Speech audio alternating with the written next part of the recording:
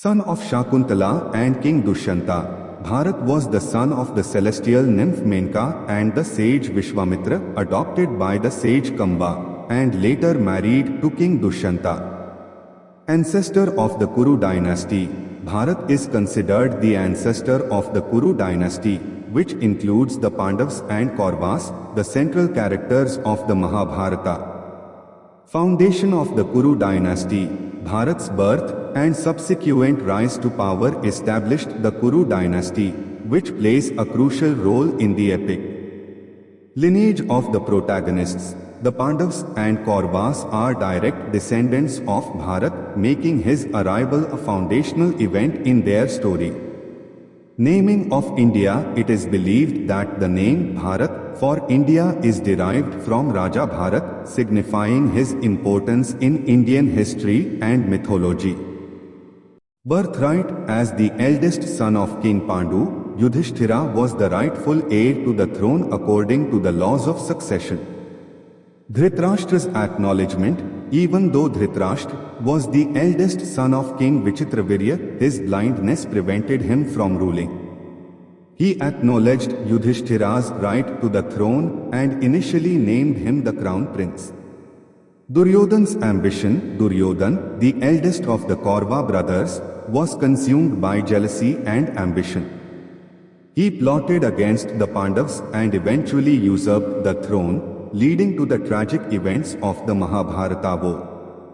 While Yudhishthira was the rightful heir, Duryodhana's greed and the machinations of his uncle Shakuni ultimately led to the downfall of the Kuru dynasty.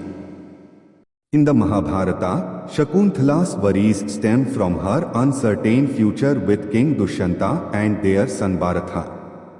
Here's a breakdown of her concerns. Dushyanta's forgetfulness. Shakuntala is deeply troubled by Dushyanta's failure to recognize her and their child after a period of separation. This forgetfulness stems from a curse placed upon him, causing him to lose all memory of events that occurred in a particular forest.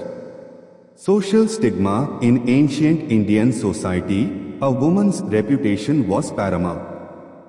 Shakuntala fears the social ostracization she and her son might face due to Dushyanta's denial of their relationship. Bharatha's future. Shakuntala's primary concern is ensuring a secure and respected future for her son. Without Dushyanta's acknowledgement, Bharatha's claim to the throne and his social standing would be jeopardized. Divine intervention. Shakuntala places her faith in the gods, believing that divine intervention is necessary to restore Dushyanta's memory and rectify the situation. These worries culminate in Shakuntala's emotional outburst in Dushyanta's court, where she confronts him about his forgetfulness and demands recognition for her son. Her pleas ultimately reach the heavens, leading to a divine resolution that restores Dushyanta's memory and secures Bharatha's rightful place. Encounter with Ganga. Shantanu, captivated by the beauty of Ganga, proposes marriage to her. Ganga accepts, but with a condition: Shantanu must never question her actions, no matter what. The drowning of sons. Ganga gives birth to 7 sons, one after another. However, each time, she mysteriously drowns the child in the river. Shantanu, bound by his promise, remains silent despite his grief. Birth of Devavrata. Bhishma. Finally, Ganga gives birth to an 8th son, Devavrata. This time, she does not drown him.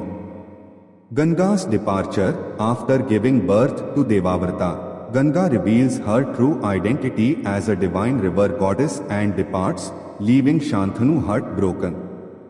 This poignant encounter sets the stage for the rest of Shantanu's life and significantly influences the course of events in the Mahabharata.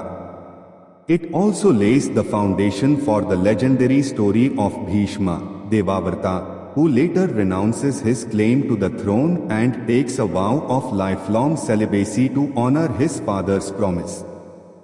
In the Mahabharata, Ganga married King Shantanu primarily because she was destined to be his wife.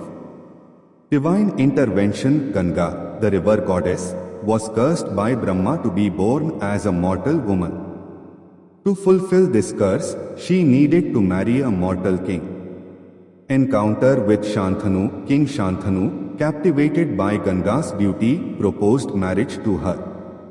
Acceptance with conditions. Ganga accepted his proposal, but only on the condition that Shantanu would never question her actions.